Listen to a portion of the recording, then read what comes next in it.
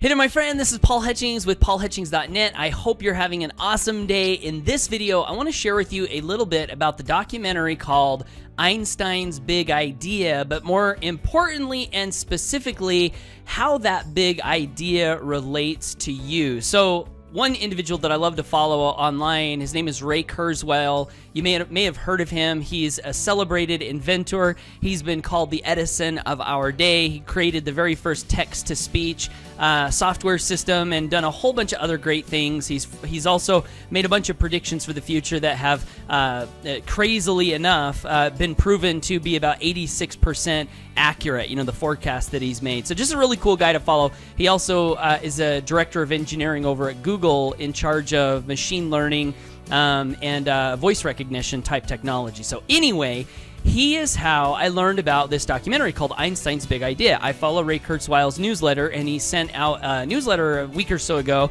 recommending this documentary on PBS or by Nova called Einstein's Big Idea. So what's Einstein's Big Idea? Well, of course, you probably know his famous formula, E equals mc squared, and the documentary shows the history of the evolution of thought leading up to the discovery of this formula, and then also has some insights on the ramifications and implications of this formula. So you may or may not know, E equals mc squared simply means energy equals mass times the speed of light squared. Now, what really does this mean, and what the heck does it have to do with any one of us and our everyday lives? Well, as I was watching this documentary, I had a great insight. So there's this part in the documentary where Einstein is conducting this thought experiment. And prior to this thought experiment, a statement was made, and that statement was, nothing in the universe travels faster than the speed of light. So it's, I guess, assumed in the scientific world that the speed of light, that's the fastest speed you can reach. And so Einstein was doing this thought experiment where he was imagining a train traveling right up to the speed of light and then hitting the speed of light, and then he was imagining, let's say on this imaginary train that's going the speed of light, you have people in the train, workers who are shoveling more and more coal into the burners in the form of energy, right? So they're adding energy into this train that's going as fast as the speed of light. And intuitively, you would kind of think, well, if the train has more energy added into it, then the train would actually speed up and go faster than the speed of light.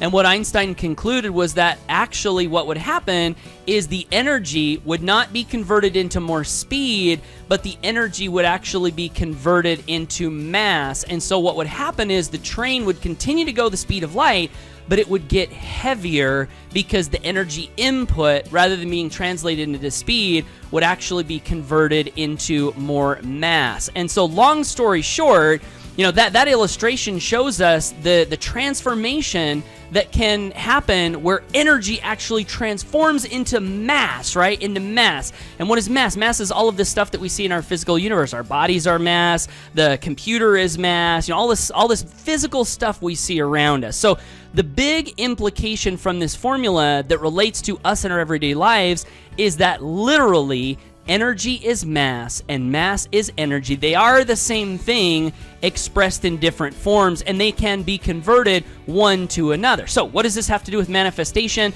and our everyday lives? Well, if you're a student of personal development, you've probably come across the idea that we can create something in our mind, and we can cause that thing we create in our minds to be manifested into reality. It's also been said that thought is a form, perhaps the highest vibrating known form of energy that we have available to us, right? And whether it's the highest known form of vibrating energy, that's irrelevant. The idea is that thought is a form of energy. Well, if thought is a form of energy, and energy is mass, and mass is energy, and they can be converted one to another and vice versa, then isn't it scientifically accurate, according to Einstein's theory of relativity, or E equals mc squared, to say that thought or energy can literally be converted into material aspects of that which we wish to experience on this earthly plane? And I want to share with you a quote from Napoleon Hill's Think and Grow Rich that really kind of connects the dots and brings this home. Here's what Napoleon Hill said. He said, "This statement is of stupendous importance. This earth, every one of the billions of individual cells in your body, and every atom of matter began as an intangible form of energy. desire is thought impulse. Thought impulses are forms of energy. When you begin with the thought impulse desire to accumulate money or any other form of material wealth, you are drafting into your service the same stuff that nature used in creating this earth and every material form in the universe, including the body and the brain in which the thought impulses function.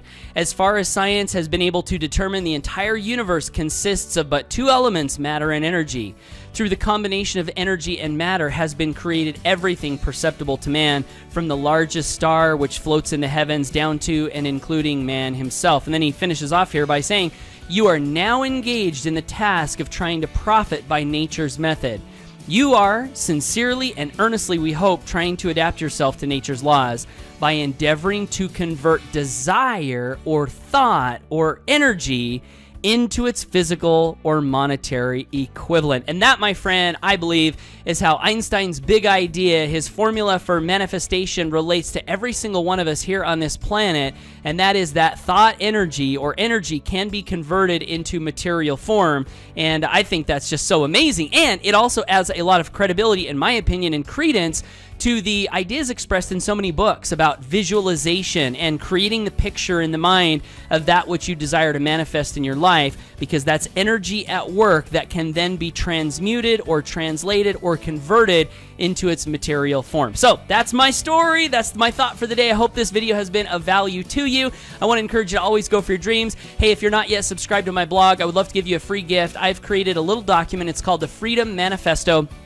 And it's a list of 20 irrefutable laws or principles that seem to go to seem to have great benefit in creating a life of financial freedom. They've helped me tremendously on my journey thus far. They're helping me now, and I think they can help you too. So if you'd like to grab that document, head on over to paulhutchings.net/manifesto. You'll get that free gift, and you'll also be subscribed to my email newsletter where I send out information daily, all revolving around being more successful in life and also creating lives of financial freedom. So that's it. Thanks for watching this video.